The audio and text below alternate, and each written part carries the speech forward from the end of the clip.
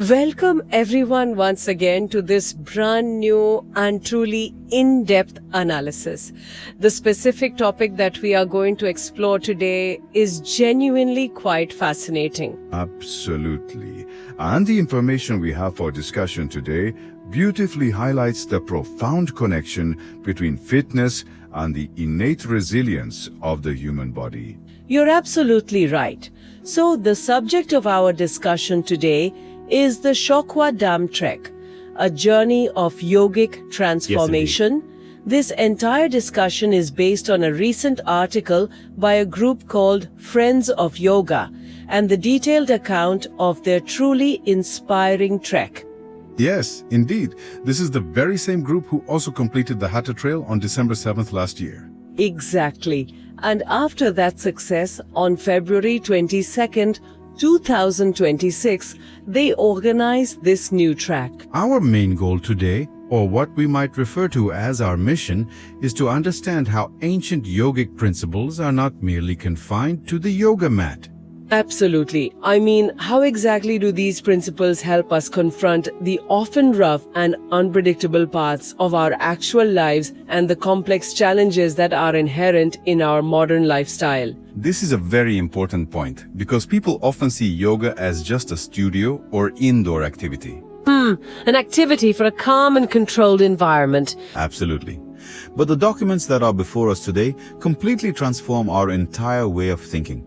Yes, and the journey itself begins right from the very spot they specifically chose for this particular trek. Dam of That's Shawkhwa Dam. For those of you who may not be aware, I should inform you that it is located approximately 54 kilometers away from Al Nahda in Dubai. And this place is no ordinary park. Absolutely not. It is known for its raw, untouched and completely natural beauty, towering mountains and rugged rocky paths. I mean, it can truly put anyone's stamina to the ultimate test.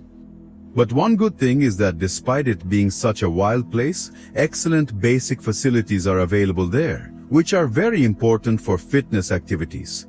There should be adventure and safety too. But I think even more interesting than choosing the place is choosing the time. Oh, absolutely. The journey started at 4 in the morning. Just imagine, at 4 in the morning, when the entire city is still sleeping. And precisely at 5:30, just as the very first rays of the sun began to emerge, these people had already arrived at the dam. And this decision to wake up so early in the morning, it's not just enthusiasm.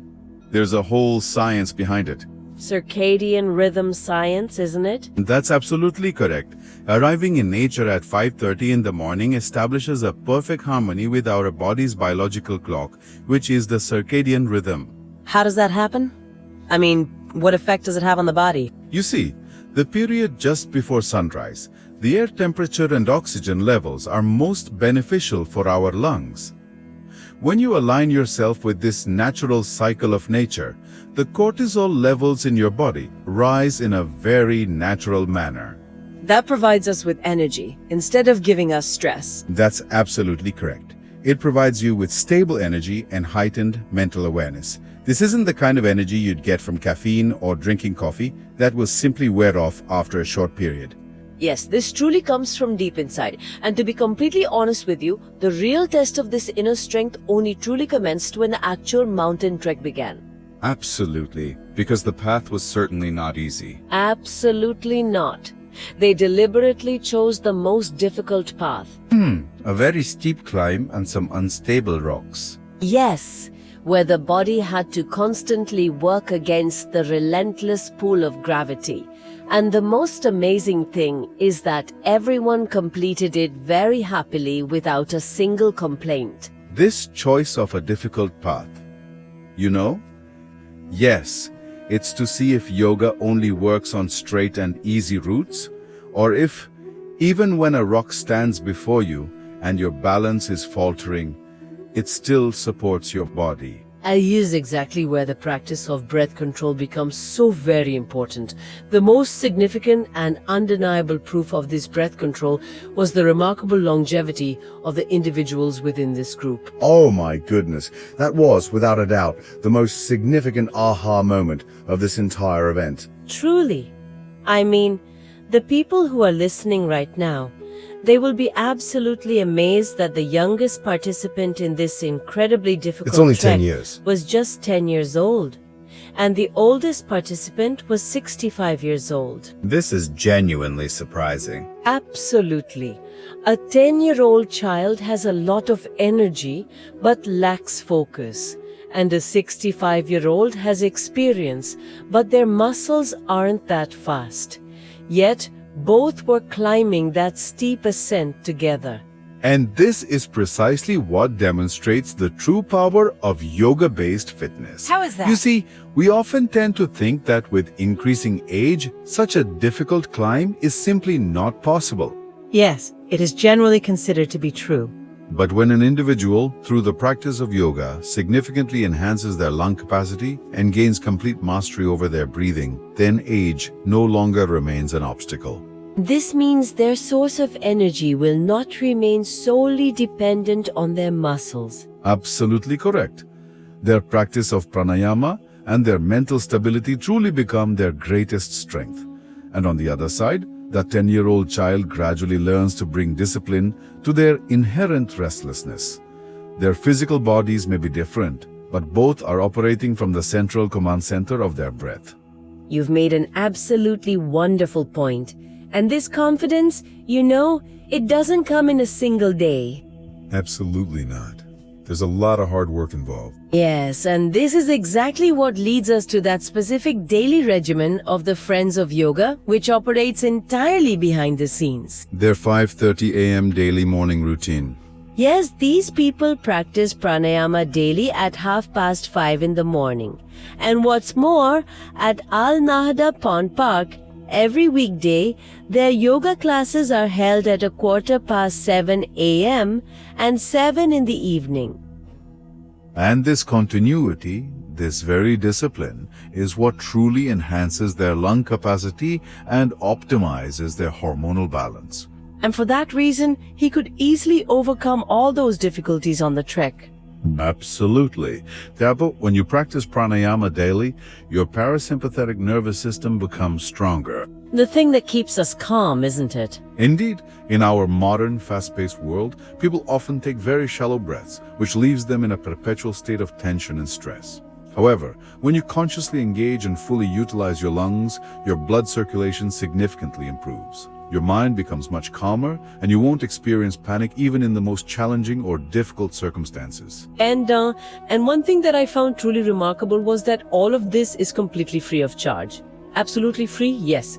I mean, the entire track and all these yoga classes, they come with absolutely no cost, and there are no barriers whatsoever. Whether it's your age, your gender, or whatever your current fitness level might be, it doesn't matter. That's it. You absolutely have to follow their discipline and safety rules. And this openness creates a very strong collective power within the community. When they breathe as one, work hard as one, they boost each other's strengths. And this is very important in today's day and age, which brings us to the true purpose of this entire event. Preventive health. Preventing diseases before they become established. Right, I mean, why should we be looking for a cure after we've already fallen ill, when we have the opportunity to make our own bodies so incredibly strong beforehand? The sedentary lifestyle that has become so common in our modern age, and the continuous pressure and strain of our professional lives, cause the most profound and detrimental effects on our overall well-being. Remaining seated on the chair all day. Absolutely. And this track serves as a perfect living example of how we can truly break free from that sedentary lifestyle and embrace a more active way of living. You can connect with your own breath by moving away from all stress. That's absolutely correct. When you take back full control of your own breathing, then external stress cannot possibly overwhelm you. So, if we were to bring together all the points of this entire discussion, we can say that true success is not just about having a physically fit and healthy body, but it is also about cultivating a calm and peaceful mind, along with disciplined breathing. That is absolutely correct. Yoga is not merely confined to the studio. It accompanies us on life's challenging journeys. Absolutely. And with continuous and dedicated practice, even an ordinary individual can certainly achieve truly extraordinary capabilities, whether that person is a 10-year-old child or a 65-year-old senior citizen. And before we wrap up this discussion, I'd like to leave a thought with all Go our ahead, tell me. listeners. If, purely through breath control and mental focus, a 65-year-old person can climb a steep mountain, then just imagine what psychological mountains we encounter in our daily lives, or what kinds of stresses we face that we can overcome simply by improving our breathing process. You've expressed a truly profound thought. It genuinely compels us to reflect on just how much we underestimate the immense power of our own breath. Absolutely. So I believe we should bring an end to today's deep analysis right here with this very beautiful thought. Hopefully today's discussion has given us an opportunity to view our own capabilities from a fresh perspective. We'll certainly connect again next time with another new topic.